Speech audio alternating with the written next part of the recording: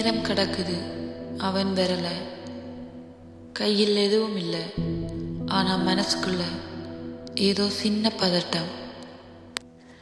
தூரத்தில் இருந்து ஒரு நிழல் மெதுவா அருகே வந்தது. அவள் இதயம் ஒரு நொடிக்கு நின்ற மாதிரியானது. திரும்பி பார்த்தாள். அவன் எதுவும் பேசவில்லை.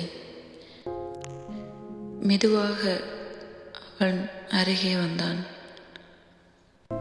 அவள் கண்களை மூடினாள்.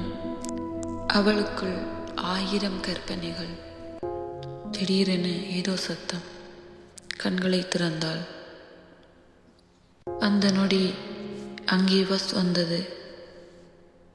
பஸ்ஸில் ஏறினாள். எங்கே அவன்? திரும்பி பார்த்தாள். அங்கு யாருமே இல்லை. அப்போதுதான் அவளுக்கு புரிந்தது, வந்தது அவன் அல்ல, என்னவன் விட்டு சென்ற அவன் நினைவுகளே.